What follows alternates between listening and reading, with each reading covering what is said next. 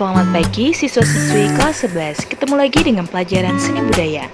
Pertemuan kali ini kita akan masuk pada materi analisis musik barat dengan pokok pembahasan yaitu unsur-unsur musik. Dengan kompetensi dasar yaitu menganalisis musik barat. Tujuan pembelajaran agar siswa mampu mendeskripsikan unsur-unsur musik. Dan yang kedua, mampu menganalisis unsur-unsur musik pada lagu barat. Sebelum menganalisis musik barat, kalian harus paham dulu mengenai unsur-unsur musik, agar nantinya kalian bisa menganalisis unsur musik pada sebuah lagu. Sebagaimana karya seni yang lain, seni musik juga memiliki unsur-unsur pembentuk. Unsur-unsur musik itu antara lain, pertama adalah nada. Nada adalah bunyi yang beraturan serta memiliki frekuensi tunggal tertentu. Di dalam teori musik, tiap nada mempunyai ketinggian nada tertentu.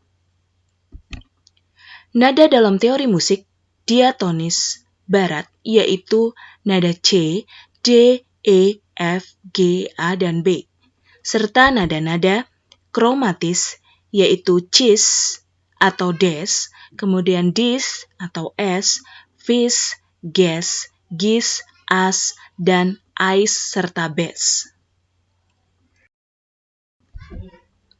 Kedua, melodi. Melodi adalah susunan rangkaian nada-nada yang disusun sedemikian rupa sesuai dengan tinggi rendahnya nada, sehingga menghasilkan nada-nada yang indah.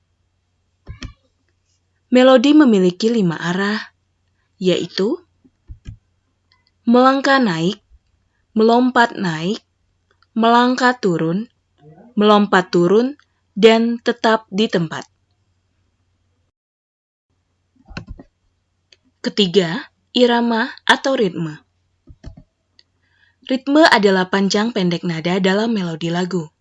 Irama mencakup ketukan, pola irama, dan birama. Keempat adalah tempo. Tempo adalah tanda yang menyatakan cepat atau lambatnya suatu lagu ataupun musik. Istilah-istilah dalam tempo yaitu istilah tempo utama. Ada largo, kemudian lento, adagio, andante, moderato, allegro, vivace, dan presto.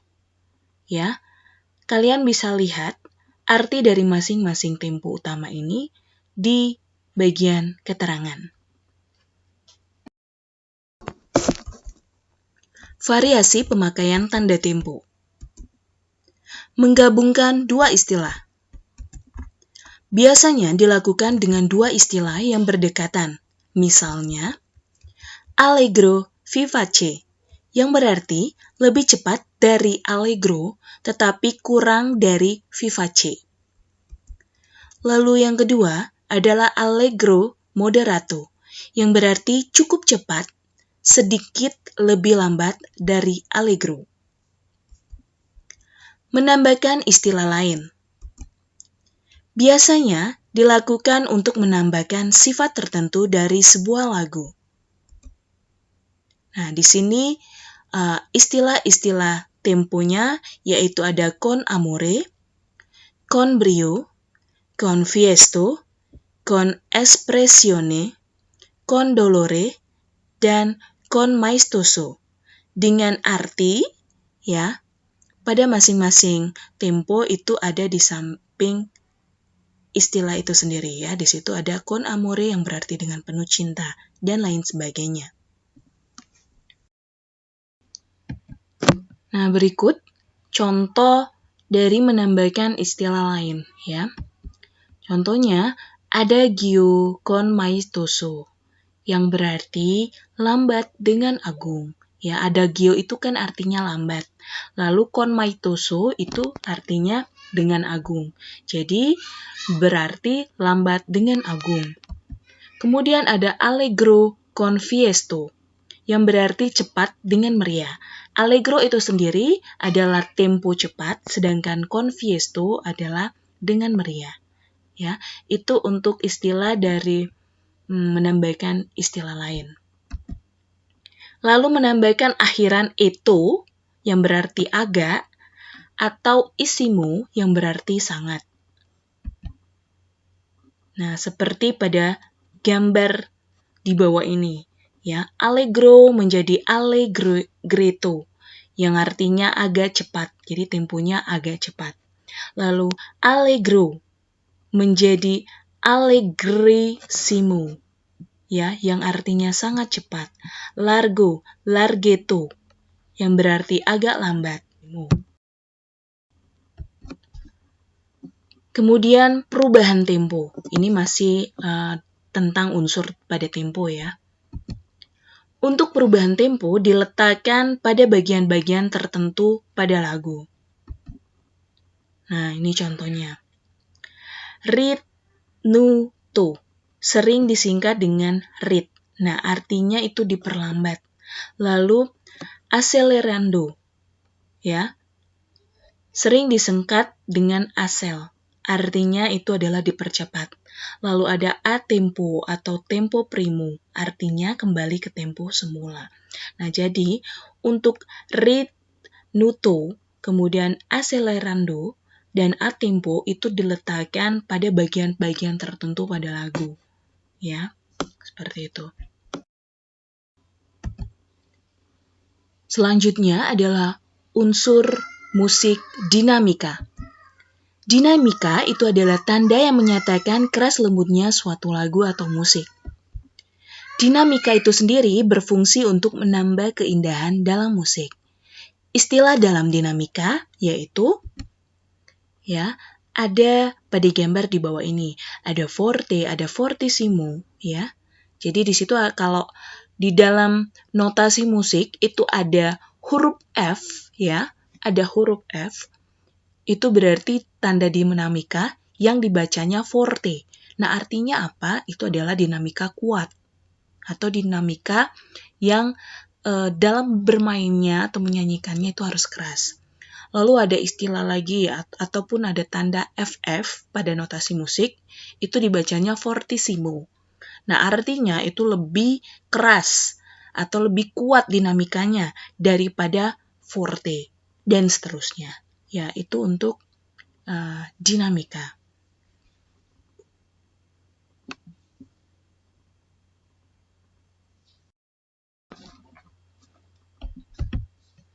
Keenam adalah tangga nada. Di sini, Mem akan langsung menjelaskan cara menuliskan tangga nada pada notasi angka dan notasi balok. Karena untuk tangga nada sendiri itu sudah kita bahas pada pertemuan sebelumnya. Yang pertama adalah tanda kruis, ya. Dapat kalian lihat pada tabel di bawah ini. Nah, untuk penulisan tangga nada pada notasi angka, itu biasanya ditandai dengan tulisan Do sama dengan C, 1 sama dengan G atau Do sama dengan G, dan seterusnya. Nah, sedangkan untuk penulisan tangga nada pada notasi balok, itu bisa kalian lihat pada sisi sebelah kanan, ya. Di situ ada notasi balok kan. Nah, kayak Do sama dengan C, tidak ada tanda mulanya, tetapi sedangkan Do sama dengan G itu ada tanda kres 1, ya, dalam garis paranadanya. Do sama dengan D itu ada kres 2 dan seterusnya, ya. Itu untuk tanda kres. Lalu berikutnya mol. Nah, ini mol. Ada Do sama dengan F, ya, maksudnya ini tangga nada F, sama tadi dengan Do sama dengan C. Lalu Do sama dengan Bes atau bemol, Do sama dengan S atau emol, dan seterusnya. Nah, kalau Do sama dengan F, itu berarti tanda mol pada garis paranadanya itu ada 1. Kemudian do sama dengan bass, berarti tanda molnya dalam garis suara nada itu ada 2 dan seterusnya. Ya. Nah, berikut gambar yang menunjukkan contoh penulisan notasi angka. Ya. Yang mana menunjukkan tangga nadanya, di situ ada tulisan 1 sama dengan C, berarti do sama dengan C, yaitu menggunakan tangga nada C mayor, ya, seperti itu. Lalu, untuk notasi balok sendiri, ya, tangga nada itu ditunjukkan pada panah, garis panah berikut. Ya, di situ ada mol 5, ya. Berarti ini menunjukkan menggunakan tangga nada des, ya, des mayor. Selanjutnya, unsur musik akord. Akord adalah susunan 3 buah nada atau lebih yang dimainkan serentak. Nada-nada yang dijadikan sebuah akord terdiri dari nada utama, yaitu sebagai dasar akord, lalu ada nada kedua berupa nada terts, yaitu nada ketiga dari nada dasar, dan nada ketiga adalah nada quint, yang merupakan nada kelima dari nada dasar. Nah, untuk cara mencari akord sendiri itu contohkan di sini mencari akord C mayor. Maka, langkah pertama, cari dulu tangga nadanya, ya. Seperti yang beberapa minggu lalu yang Mem sudah jelaskan cara mencari tangga nada mayor. Oke, diatonis mayor. Nah, maka didapatlah untuk tangga nada C mayor itu kan tangga nada natural, jadi tidak ada crash maupun mendapatkan mol, ya. Lalu kemudian langkah berikutnya dan langkah terakhir adalah menentukan nada utama, terts, dan quint. Nada pertama, nada ketiga, dan nada kelima dari tangga nada di atas. Ya, dari tangga nada ini. Nah, nada pertama itu adalah C. Lalu nada yang ketiga itu adalah E. Nada yang kelima itu adalah G. Maka akord dari C mayor itu terdiri dari nada C, E, dan G. Unsur yang terakhir adalah tanda ulang. A berupa garis penutup yang bertitik 2. Ya. Untuk gambar yang pertama, ya, di situ ada birama A, B, C, dan D, kemudian ada tanda titik 2 di birama terakhir. Nah, maka lagu itu harus diulang 2 kali, menjadi A, B, C, D, kemudian kembali lagi ke birama A, B, C, dan D. Ya. Lalu untuk gambar yang kedua, di situ juga ada 4 birama, tetapi ada tanda titik 2 di bagian birama C, kemudian ada tanda titik 2 di birama D. Nah, maka lagu itu dimainkan menjadi A, B, C, D, lalu C, D. Ya, A, B, C, D, C, D. Selanjutnya, yang B, pengulangan yang berbeda di bagian akhir. Nah, seperti pada gambar di bawah ini. Ya, itu pengulangannya ada di birama G dan birama H. Tetapi di atas birama G itu ada angka 1 dan angka 2. Nah, bagaimana cara memainkannya? Nah, berarti lagu itu dimainkan menjadi A, B, C, D, E, F, G. Kembali lagi ke A, B, C, D, E, F, dan langsung melompat ke H. Jadi G di situ dilewati, melompat ke H. Nah, birama G yang diberi angka 1 itu disebut dengan prima volta. Sedangkan birama H yang diberi angka 2 itu disebut dengan seconda volta. Jadi maksudnya di sini adalah untuk bait pertama lagu tersebut dari birama A sampai G. Jadi itu menunjukkan bait yang pertama. Sedangkan untuk bait yang kedua itu dari birama A sampai F dan lompat ke H. Untuk tanda ulang, yang C itu pengulangan dengan bantuan istilah. Yang pertama itu adalah da capo al fine, yang artinya diulang dari awal dan berakhir pada tanda fine. Nah, seperti pada gambar di bawah ini ya. Fine, kenapa dibacanya fine? Itu karena menggunakan bahasa Latin atau Italia ya. Nah, berarti dari gambar tersebut lagu itu dimainkan dari A, B, C, D, E, F ya, lalu A, B. Oke, seperti itu untuk da capo al fine. Lalu, istilah da segno al fine, itu artinya diulang dari tanda segno. Nah, tanda ini itu biasanya diikuti oleh al fine ataupun tukoda.